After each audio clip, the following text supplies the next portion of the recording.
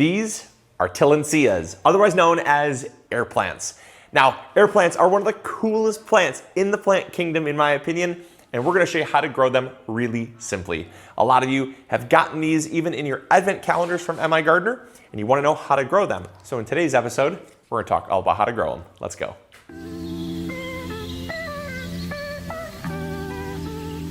The first thing we're gonna talk about is sunlight. When it comes to growing air plants, they are exceptionally easy to grow. Now, they will grow underneath a grow light like we have here. This just kind of gives them some supplemental light, but they'll do fine in a sunny window as well. 3 to 5 hours is really all they need, because remember, where these grow, these are native tropical plants and they grow in the rainforest. The rainforest has a very dense canopy. There's not much sun exposure or sunlight penetration that gets through that upper canopy. And so where these air plants kind of mount themselves to trees, they just use the tree as kind of support to get it up off the ground, get it to where there's some ambient humidity around, which will help to keep these nice and hydrated, but also it rains very frequently. And so they're just using the tree as kind of support, kind of just cling on for a free ride, if you will. And they're not getting much sunlight. So these do not need as much sun as some of your other tropicals, which is really cool. They'll be fine with, like I said, 3 to 5 hours of most sunny windows, or we have them underneath these grow lights for about 6 to 7 hours a day on a timer, and they do amazing. So in terms of a low maintenance house plant, you couldn't get any simpler. You know what else couldn't be any simpler? Watering them. But I'll tell you, the amount of people that are confused about how to water an air plant, it is incredible, the amount of emails we get. And so watering could not be simpler. I'll show you how to do it right now. So when it comes to watering your air plants, they couldn't be simpler to water. There's 2 methods that you can use to water your air plants. The first one is the mist method. Just take a spray bottle, any spray bottle, and give them a good mist. Now, before I spray this down, what I want you to notice is this kind of velvety, soft, kind of fuzzy texture here. That is actually the aerial roots that are formed from the air plant. That is what you want to target to hydrate. When those become hydrated, they'll almost disappear. They'll look kind of green. Right now, they look kind of white and fuzzy. Like I said, kind of satiny, if you will, or velvety. And when we hydrate them, they will magically kind of just disappear. Look at that, see? And that is what you want to do to mist them. You can't overwater these really. You can water a little too frequently, but any excess water is just going to drip off and they dry off pretty easily. So we're just going to give them a good little mist, just like that. And we'll do that about every 4 to 5 days. Now, once a week or so is really all these need. But if you happen to forget, the other great thing is you happen to forget, you're going to first notice the little brown tips forming. That's when they're starting to really show signs of needing water, is when the brown tips form. And all in all, you could go 2 weeks or even 3 weeks in some cases, and they are pretty forgiving. But once you start to see those little brown tips, that means you went a little too dry. But overall, pretty simple on the mist method, pretty self-explanatory. Then there's the dunk method. Now the dunk method is you just get yourself a little vase or a cup of water or something and just go like that. Tip it upside down and let it just kind of drip, just like that. And there you go. It's that simple. Again, do that every 4 to 5 days, maybe 6 or 7 or so if your house is a little more humid.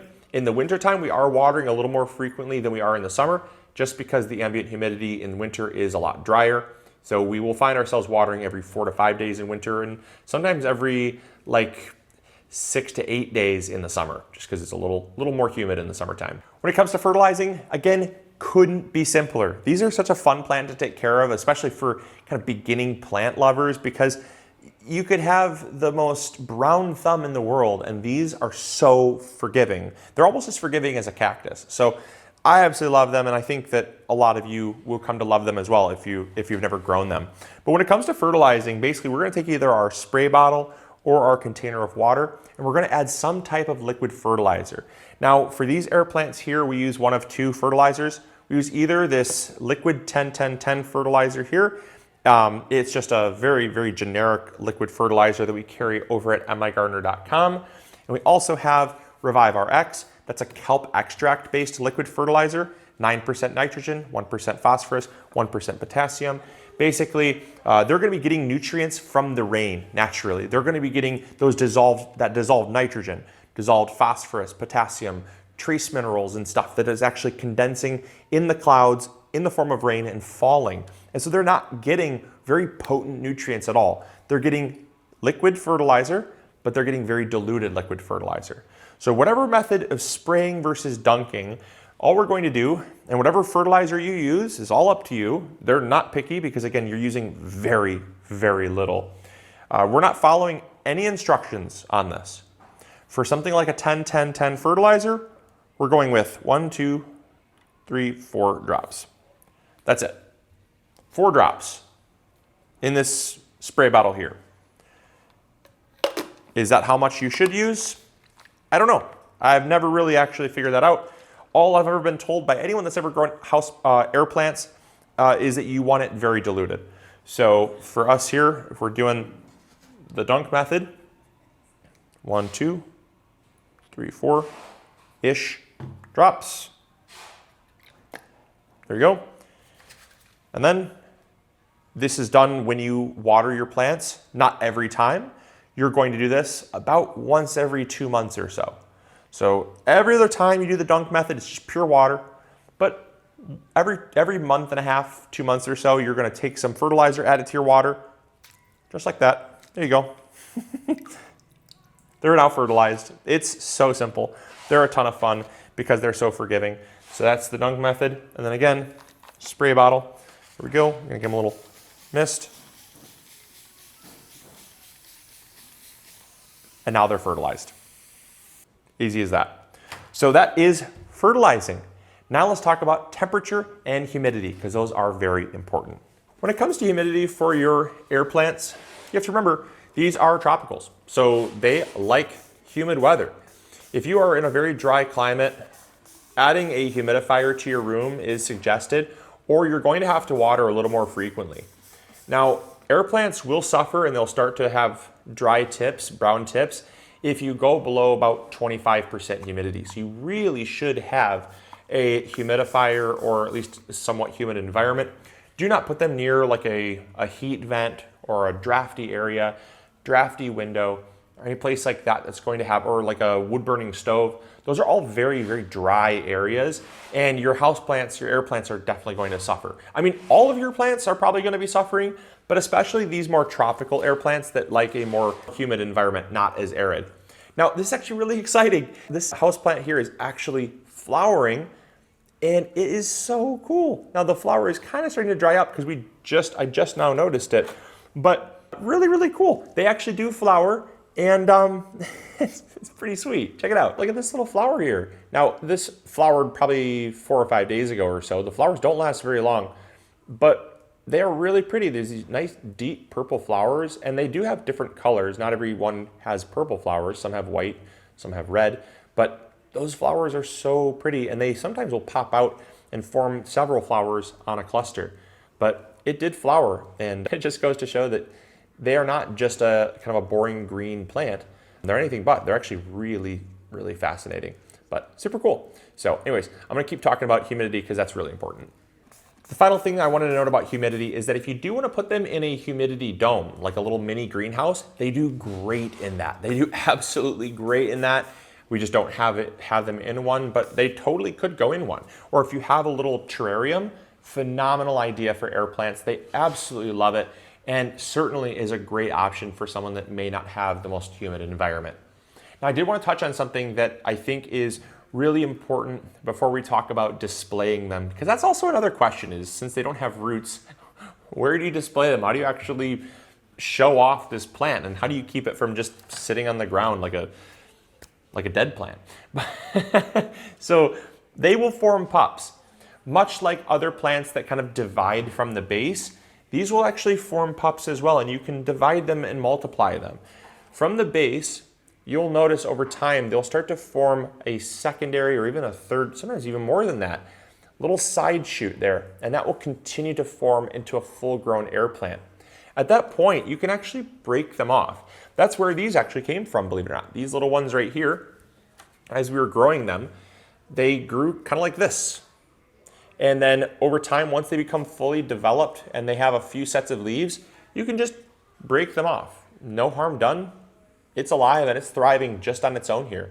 And so now you have an air plant you can either give to a friend or take to a plant swap, which is really cool. And that's how they multiply. And they actually are very similar, in fact, to a pineapple. A pineapple will do exactly the same thing.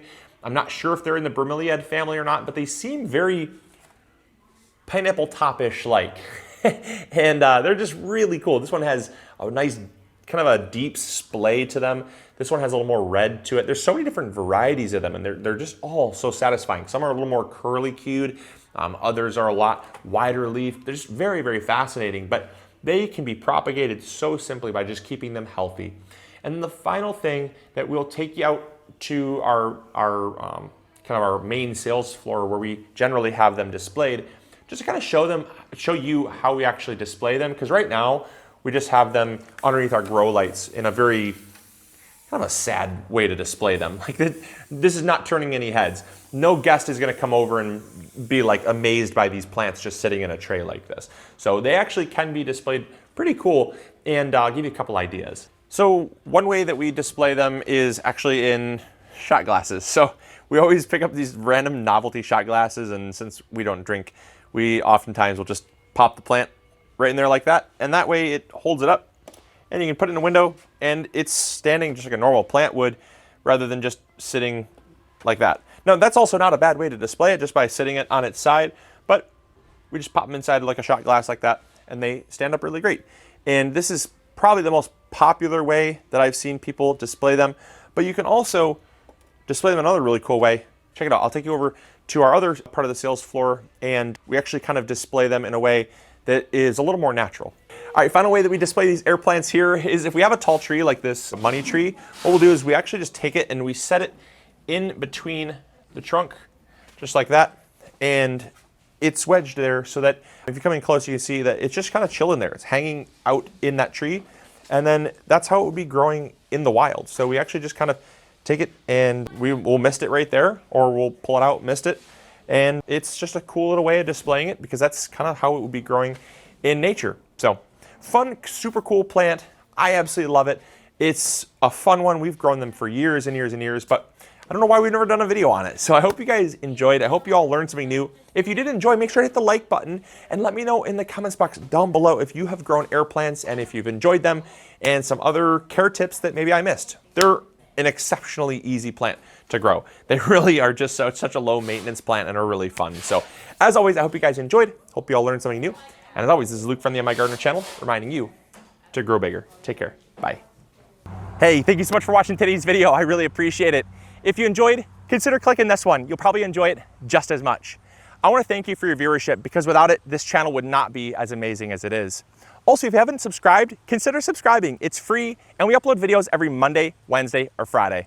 We also have vegetable seeds, fertilizer, or tools. If you need any of those, consider visiting MIgardener.com. Links will be in the description box below. We've got you covered. And as always, we'll see you all in the garden. Take care.